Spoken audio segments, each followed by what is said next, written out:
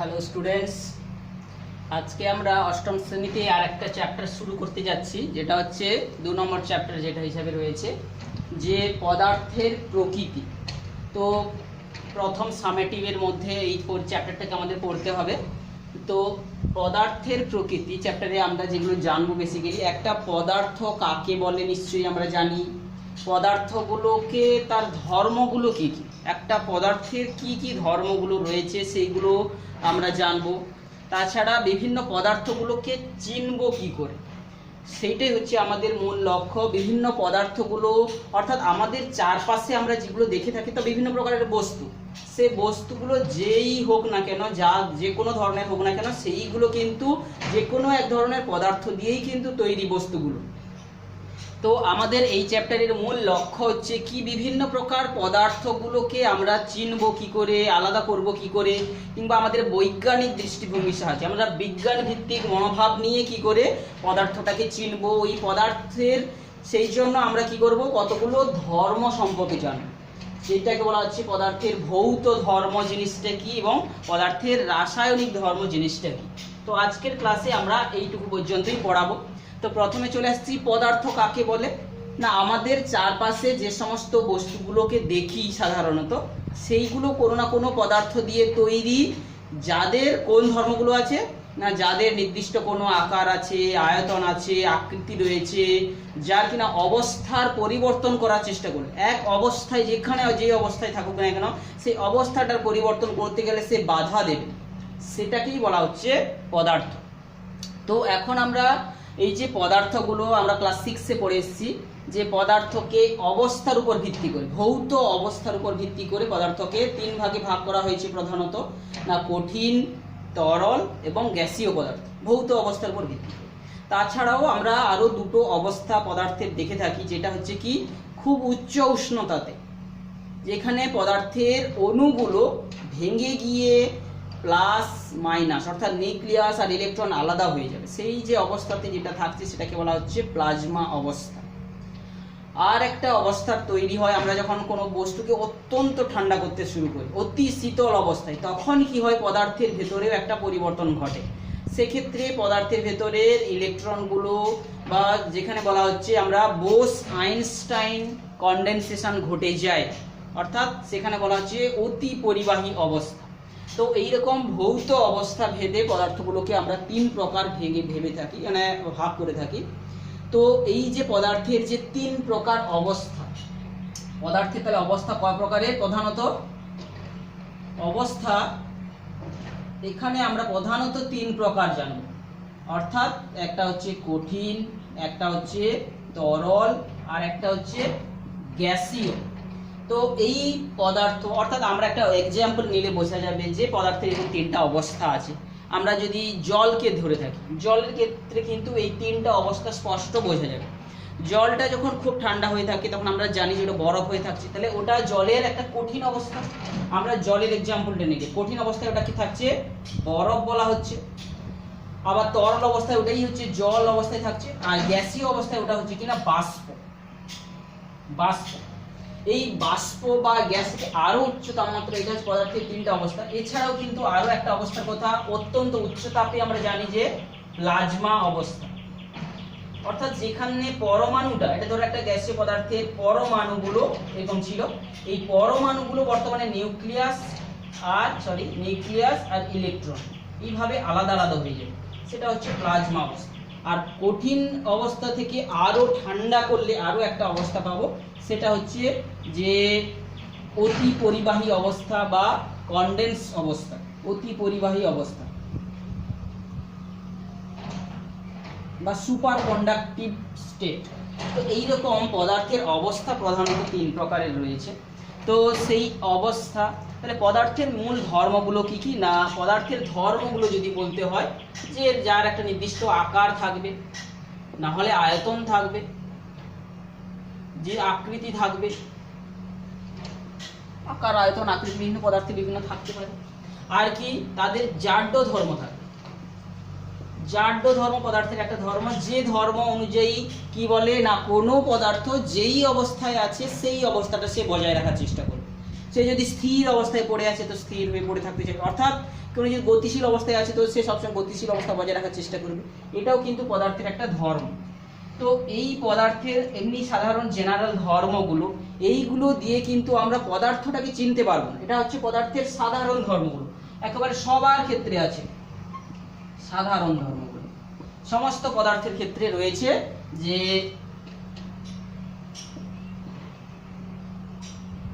সাধারণ ধর্ম, সবার রয়েছে। কিন্তু আমাদেরকে এবারে আমাদের বিভিন্ন ভিন্ন পদার্থকে চেনার জন্য তাদের কিছু ধর্ম আমাদেরকে জানতে হবে। তাহলে সেই ধর্মগুলোকে আমরা দুটো ভাগে ভাগ করেছি। একটা হচ্ছে কি এই যে পদার্থের ভৌত ধর্ম, আর একটা হচ্ছে কি বলছি পদার্থের রাসায়নিক ধর্ম। তাহলে এই দুটো ধর্মের সাহায্যে আমরা জানার চেষ্টা করব পদার্থের যে বিভিন্ন ভিন্ন পদার্থগুলো। তো আমরা পদার্থের অবস্থাগুলো জেনেছি। পদার্থের প্রধানত এই যে তিনটা অবস্থাগুলো আমরা দেখে থাকি, অবস্থা প্রধানত যে তিনটা, এই তিনটা হচ্ছে প্রধান অবস্থা।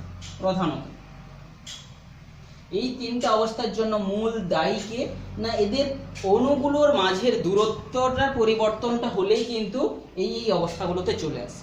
যেমন কি কঠিন পদার্থের ক্ষেত্রে অণুগুলো খুব গায়ে গায়ে আছে, খুব গায়ে গায়ে আছে এবং এদের তাই নির্দিষ্ট আকার, আকৃতি, আয়তন সবই রয়েছে। তরলের ক্ষেত্রে আমরা জেনেছি যে পদার্থের অণুগুলো দূরে দূরে রয়েছে, এদের মধ্যবর্তী দূরে থাকার জন্য কি তাদের আকর্ষণ বলের মান কমে গেছে। সেই জন্য কি তাদের নির্দিষ্ট আকর্ষণ না থাকার জন্য আমরা সহজে একটা তরলকে আলাদা করে ফেলতে পারি। এক পুকুর থেকে কিন্তু এক বালতি জলকে সহজে তুলে নিতে পারি।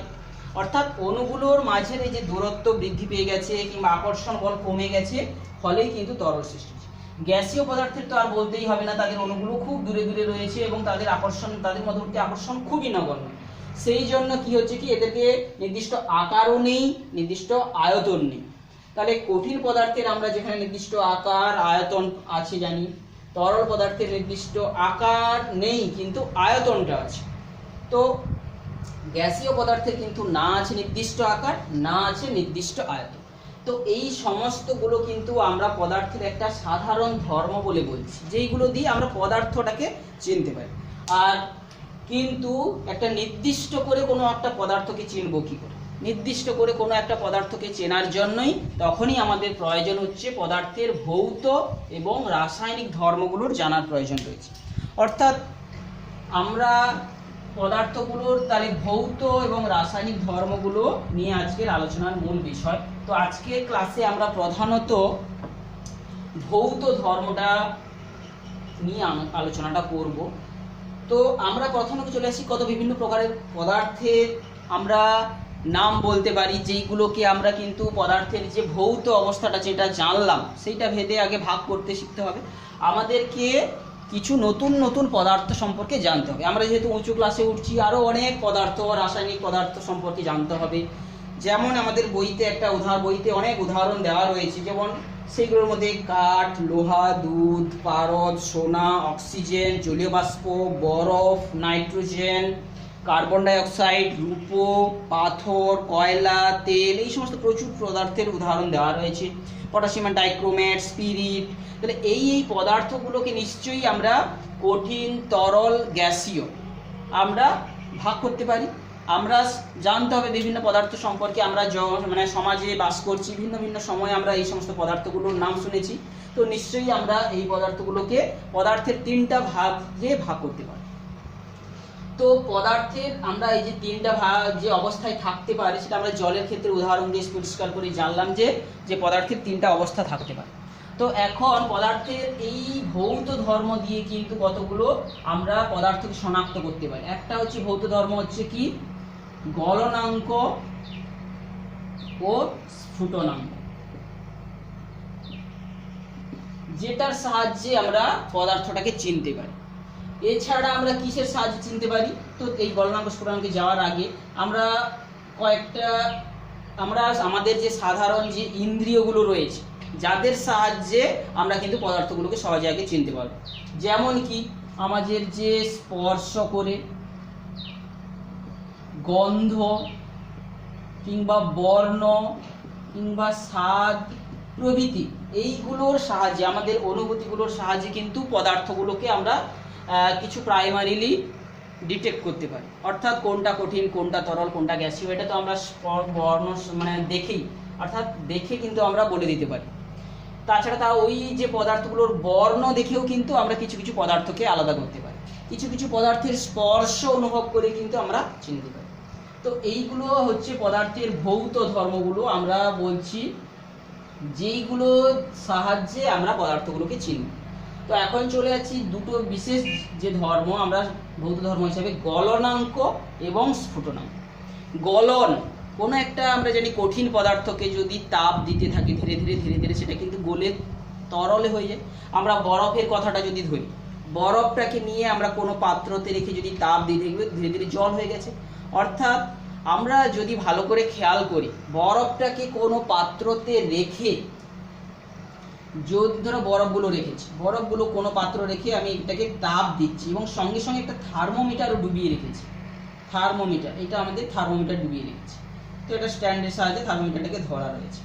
তাহলে দেখব কি, যে বরফটা যখন ধীরে ধীরে জল হওয়া শুরু করলো, সেই সময় কিন্তু থার্মোমিটারের, এটা যদি সেন্টিগ্রেড থার্মোমিটার হয়ে থাকে, আমরা থার্মোমিটার বিভিন্ন প্রকার থার্মোমিটার পড়েছি, সেন্টিগ্রেড থার্মোমিটার, ফারেনহাইট থার্মোমিটার আর কেলভিন থার্মোমিটার।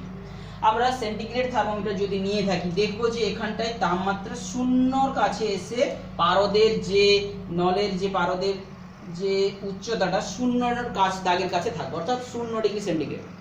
আমরা তাপ দিচ্ছি তাপ দিচ্ছি তাপ দিচ্ছি, যতক্ষণ দেখি বরফগুলো কিছুটা গলা শুরু করে দিয়েছে, বরফ গলতে গলতে গলতে গলতে অর্ধেকগুলো গলেছে অর্ধেক গলেনি, তখনও কিন্তু সেই 0 ডিগ্রিতেই থাকবে। আরও তাপ দিতে থাকবে, যতক্ষণ না পুরো বরফগুলো সব গলে যাচ্ছে ততক্ষণ পর্যন্ত কত থাকবে, সেই 0তেই থাকবে। এই যে তাপমাত্রাটাকে আমরা কি বলবো, গলনাঙ্ক। তাহলে গলনাঙ্ক কাকে বলে? তাহলে আমরা বরফের পরিবর্তে যদি কোনো কঠিন পদার্থের কথা ধরি, তাহলে কোনো কঠিন পদার্থতে তাপ প্রয়োগ করলে সেই পদার্থটা ধীরে ধীরে গলতে শুরু করবে এবং যতক্ষণ না পুরো কঠিন পদার্থটা গলে তরল হয়ে যাচ্ছে ততক্ষণ পর্যন্ত ওই যে তরলের বা কঠিনের তাপমাত্রাটা কিন্তু নির্দিষ্ট থাকবে। ওই নির্দিষ্ট তাপমাত্রাটাকে বলা হচ্ছে ওই কঠিন পদার্থটির গলনাঙ্ক। তাহলে এক্ষেত্রে আমাদের একটা প্রশ্ন আসছে, যে কোনো কঠিন পদার্থ নিলে কি তার গলনাঙ্ক পাবো? না, আমাদের কেবলমাত্র বিশুদ্ধ কঠিন পদার্থ, যে সমস্ত পদার্থগুলো বিশুদ্ধ কেলাসাকার কঠিন পদার্থ, তাদের ক্ষেত্রেই কিন্তু এই যে গলনাঙ্কটা হবে নির্দিষ্ট। তাহলে গলনাঙ্কটা আমরা জলের ক্ষেত্রে মানে বরফের গলনাঙ্ক কত পাবো? 0 ডিগ্রি সেন্টিগ্রেড। এইবারে ধরো আমরা এইটা জল হয়ে গেছে, পাত্রতে এই বরফগুলো তাপ দেওয়ার ফলে জল হয়ে গেছে। এখন এই জলে থার্মোমিটারটা ডোবানো রয়েছে এবং এটাকেও এখন তাপ দেওয়া হচ্ছে, আমরা বুনসেন বার্নারের সাহায্যে তাপ দিচ্ছি এবং এই থার্মোমিটারটাকে ডুবিয়ে যেটা রাখা হচ্ছে, এই থার্মোমিটারটাকে ধরে রাখার জন্য একটা স্ট্যান্ডে আমাদের এবারে তাপ দিচ্ছি, এটাকে তাপ জালির উপর ধরো বসানো আছে। তো এইবারে তাপ দেওয়ার ফলে কি হচ্ছে, বরফ যে জলটা যেটা হয়ে গেছিল, জলের তাপমাত্রা ধীরে ধীরে বাড়তে বাড়তে বাড়তে বাড়তে বাড়তে বাড়তে তাপমাত্রা থার্মোমিটার স্কেল দেখা যাচ্ছে 100-র কাছাকাছি চলে যাচ্ছে। তখন জলটা ফোটা শুরু করে দিয়েছে, তীব্র বেগে আলোড়ন সৃষ্টি হয়ে গেছে, জল ফুটতে শুরু করে দিয়েছে। এখন ফুটতে শুরু করে দিয়েছে এবং ধীরে ধীরে বাষ্প ওঠা শুরু করে দিয়েছে। আমরা দেখব যে 100-তে পৌঁছানোর আগে থেকেই কিন্তু বাষ্প নির্গত হওয়া শুরু হয়ে গেছে। তো 100-তে এসে কিন্তু স্থির হয়ে গেছে।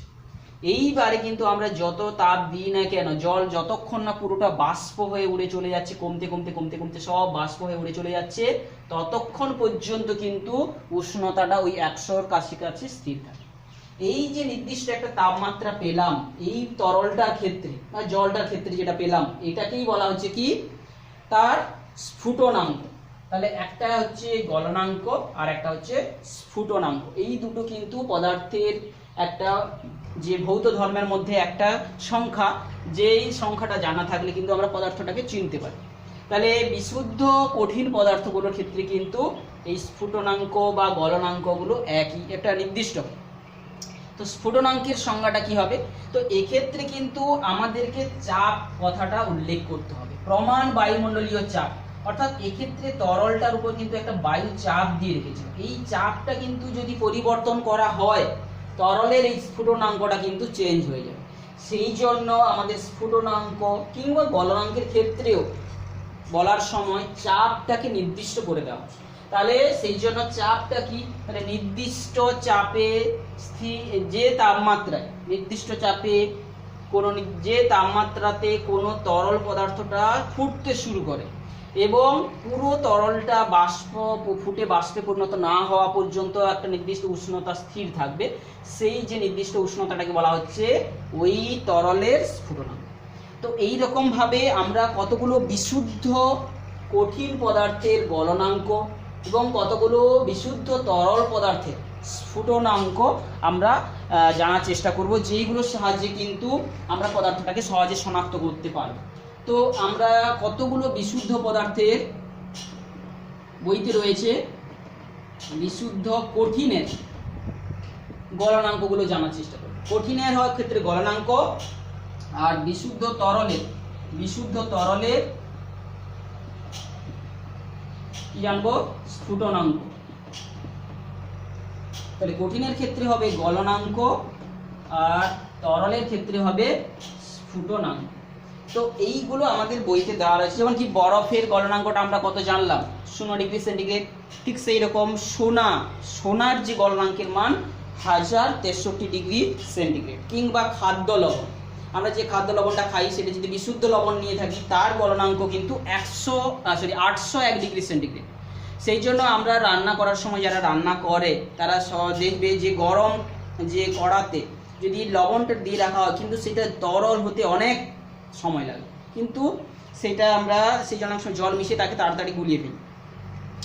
তো লোহার গলনাঙ্ক 1530 ডিগ্রি সেন্টিগ্রেড, তামা, এরকম ভাবে একটা ছক দেওয়া রয়েছে, এগুলো জানার চেষ্টা করবো। বিশুদ্ধ তরলগুলোর ক্ষেত্রেও সেই রকম কতগুলো স্ফুটনাঙ্ক আছে, এইগুলো জানলে কিন্তু আমাদের সহজে পদার্থকে চিনতে সুবিধা হবে। যেমন কি জলের স্ফুটনাঙ্ক তো আমরা জানলাম 100 ডিগ্রি সেন্টিগ্রেড, এটা জলের ক্ষেত্রে।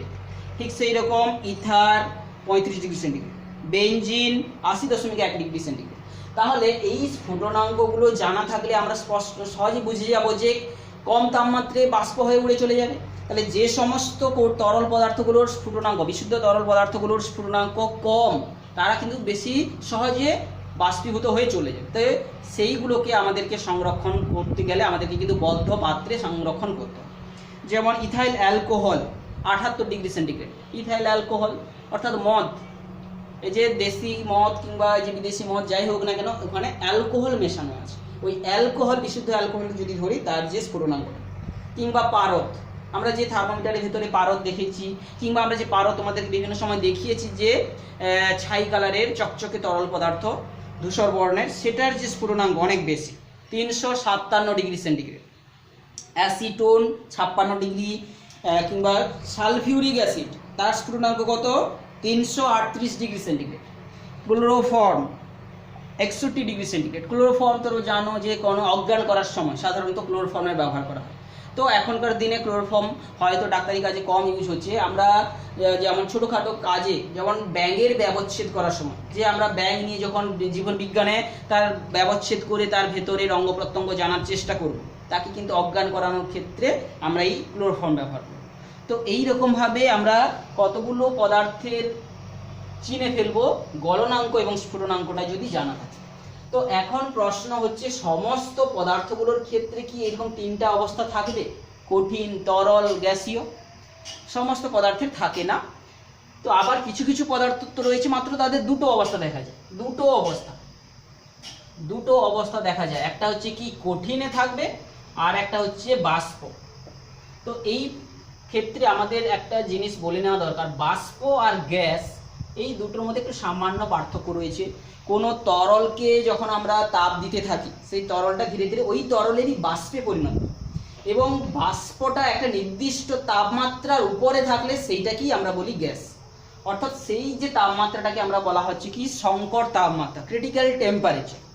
কোনো একটা বাষ্প যদি সেই ক্রিটিক্যাল টেম্পারেচারের উপরে চলে যায় সেটাকে তখন আমরা বলে থাকি গ্যাস। তো সেই ক্রিটিক্যাল টেম্পারেচারের নিচে থাকলে কোনো গ্যাসকে, বাষ্পটাকে কিন্তু সহজে তরল করে দেওয়া যায়, কিন্তু ক্রিটিক্যাল টেম্পারেচারের উপরে যদি বাষ্পটা থাকে, যেটাকে আমরা তখন গ্যাস বলে বলবো, সেই গ্যাসকে কিন্তু সহজে আবার তরল করা যায় না চাপ প্রয়োগ করেও। তো আমরা কিছু কিছু পদার্থের ক্ষেত্রে নাম জানবো যাদের ক্ষেত্রে মাত্র দুটো অবস্থা আছে, একটা কঠিন অবস্থা আর একটা বাষ্পীয় বা গ্যাসীয় অবস্থা। যেমন কি কি আমরা এই যে বলছি কর্পূর, আমরা কর্পূর দেখে থাকি সাদা রঙের, এটা কিন্তু যদি গরম করি সহজে কিন্তু বাষ্প হয়ে যাবে, মাঝে এখানে তরল অবস্থা বলে কিছুই থাকে না। কিংবা ন্যাপথলিন, তোমরা বইতে আছে দেখবে ন্যাপথলিন, কিংবা হচ্ছে আয়োডিন,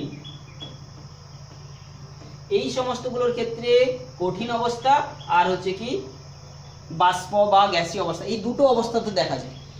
এই আয়োডিন একটা কেলাসাকার পদার্থ, নীল বর্ণের কেলাসাকার পদার্থ। ন্যাপথলিন তোমরা সবাই দেখেছো যে জামা কাপড় যাতে পোকামাকড় কেটে না দেয়, অর্থাৎ যে তাদের হাত থেকে বাঁচানোর জন্য ন্যাপথলিন ব্যবহার করা হয়, একটা গন্ধ বিশিষ্ট আয়োডিন এর কেলাস রয়েছে। তো এইগুলোকে গরম করলে এখানে কঠিন থেকে সহজে বাষ্প অবস্থায় চলে যায়, মাঝের কোনো অবস্থাটা থাকে না। তো এই রকম ভাবে আমরা পদার্থের কতগুলো ভৌত ধর্মগুলো আমরা নিয়ে ডিটেলসে আলোচনা পরে ক্লাসে করব। তো ভৌত ধর্মগুলো কি কি আমরা জানলাম, যে এইগুলো সাহায্যে আমরা চিনে ফেলতে পারি। আর কি কি একটা ভৌত ধর্ম আমরা বেসিক্যালি জানলাম যে গলনাঙ্ক স্ফুটনাঙ্কও কিন্তু একটা ভৌত ধর্ম। এই গলনাঙ্ক কাকে বলে, স্ফুটনাঙ্ক কাকে বলে, কতগুলো কঠিন বিশুদ্ধ কঠিনের গলনাঙ্ক, কতগুলো বিশুদ্ধ তরলের স্ফুটনাঙ্ক, এগুলো আমরা জানলাম।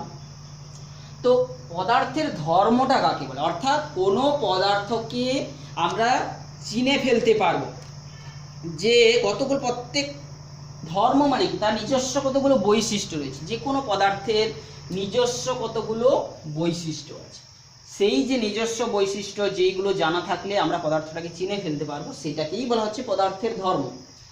ভৌত ধর্ম কাকে বলে, যে ধর্মটার সাহায্যে আমরা পদার্থটির বাহ্যিক আকার আকৃতি, গন্ধ, বর্ণ, যে দ্রাব্যতা, চৌম্বক ধর্ম, এই সমস্ত কিছু জেনে ফেলতে পারি, তাকেই বলা হচ্ছে পদার্থের ভৌত ধর্ম।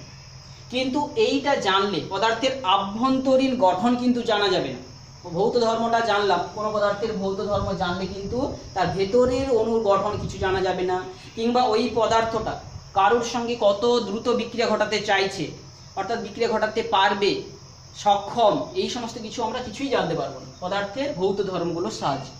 তাহলে যে ধর্মের সাহায্যে আমরা কেবলমাত্র পদার্থটার বাহ্যিক গঠন, বর্ণ, আকৃতি, গলনাঙ্ক, স্ফুটনাঙ্ক এগুলো জানতে পারি, কিন্তু অণুর গঠন, আভ্যন্তরীণ গঠন, কিংবা ওই পদার্থটা অন্য কারোর সঙ্গে বিক্রিয়া করার প্রবণতা, ক্ষমতা, এগুলো জানতে পারবো না, তাকে বলা হচ্ছে পদার্থটার ভৌত ধর্ম। আর রাসায়নিক ধর্ম কাকে বলা হচ্ছে না, পদার্থের যে ধর্মটার সাহায্যে তার আভ্যন্তরীণ গঠন সম্পর্কে ধারণা, অন্য কোনো পদার্থের সঙ্গে যে বিক্রিয়া করার প্রবণতা, যে দ্রুততা, এইগুলো জানতে পেরে যাব, সেটাকেই বলা হচ্ছে পদার্থের রাসায়নিক ধর্ম। যেমন কি কোনো পদার্থের সঙ্গে আর কোনো পদার্থ মেশালে যে কি গ্যাসটা উৎপন্ন হবে, সেটা তার রাসায়নিক ধর্মই বলে দেবে। যেমন ধরো আমরা সালফিউরিক অ্যাসিডের মধ্যে জিঙ্কের টুকরো জুড়ে দিলাম, দেখা যাবে একটা গ্যাস উৎপন্ন হবে, সেটা হাইড্রোজেন গ্যাস। তাহলে এটা দেখেই বোঝা যাবে যে এটা ওর রাসায়নিক ধর্ম, অর্থাৎ ওর সঙ্গে ওই পদার্থটার বিক্রিয়া ঘটালে ওই পদার্থটাই উৎপন্ন হবে। তাহলে এটা কেবলমাত্র তার রাসায়নিক ধর্ম, তার অণুর গঠন, পদার্থের গঠনের উপর ভিত্তি করে ওই পদার্থটা উৎপন্ন হবে। তো আমরা এর পরে ক্লাসে পদার্থের ভৌত ধর্মগুলোকে ব্যবহার করে কি করে ভিন্ন ভিন্ন পদার্থগুলোকে চিনতে পারবো, সেই রকম কিছু উদাহরণ আমরা আরো জানবো। তো পরের ক্লাসটা হবে ভৌত ধর্ম নিয়ে।